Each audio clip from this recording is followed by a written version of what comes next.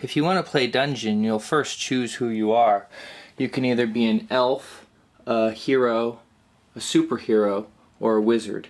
That choice will determine how much treasure you require in order to win the game, as well as how difficult it is to beat certain monsters. Elves get a bonus to discovering secret doors, and wizards get a selection of spell cards that either help move them around or help in combat. Heroes and superheroes have no special abilities other than their relative strength in fighting monsters. After you've chosen your guy, you'll move 5 spaces. Every turn you get a turn, you'll move 5 spaces. Your 5 spaces will either end you in a room, or it won't. If it ends you in a room, you'll have to fight a monster. You'll draw a card to do that, and then roll 2 dice to see if you beat the monster or not. If you beat the monster, you get some treasure. If you don't beat the monster, you roll again on a table to see what, if anything, bad happens to you. And then you wait for it to be your turn again. Play will continue this way as you and your friends look around the dungeon trying to find treasure. You will continue to explore and you will push your luck because there is no other option. You will continue this way until you draw a cage.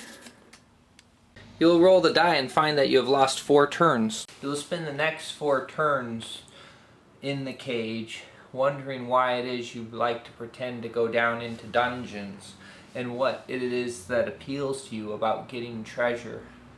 You'll ask yourself if it's the act of continually solving the mystery of what you might find in the dark, and then chide yourself for being wrong because what you find is either a cage or more treasure.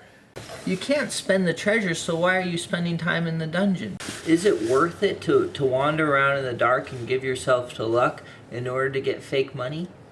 And then 4 turns have passed, and it's your turn again, and you enter a new room, and you fight and beat a monster and draw a magic sword. You're excited about this, and you can't wait until you have another turn so you can try it out on a monster. A few turns pass, and you've moved to the point where you can get into another room.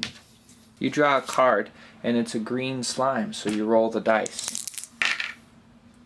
Even with your magic sword, it is not enough. So you roll the dice to see what happens to you, and you have lost all your treasure. You have to go back to start and lose a turn. You place a marker in the room in which you were defeated, and an identical marker on your stack of treasure, which includes your magic sword. You spend the next turn and the turn after that wondering why it is you're playing dungeon and why it is you want to go into dungeons in the first place. Why do you want to fight monsters and why do you want to get treasure? Where is the mystery in going deep down into these imaginary pits and finding what you know you will find and fighting what you know you will fight? It seems to me like it's the mystery of the structured world, of a world where everything is logical and makes sense, or at least we think it is. And so we dream not of anything that we dream instead of going down to where it's disgusting and finding what we know is valuable, what is hard currency. And then it's your turn again, and the game's almost over. The wizard, who has a crystal ball, always knows what's going to be in the room before she has to enter it.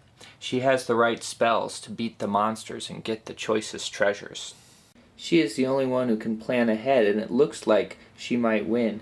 There is nothing you can do to stop her, and so you spend your turn walking past as a way of saying, "Good job."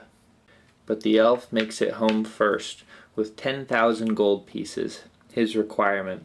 He has gotten lucky, and gotten what he needs to win the game. You are grateful that it's over. The game has started to drag. So many turns sitting out, so many turns where you felt like you had no choice but to press on.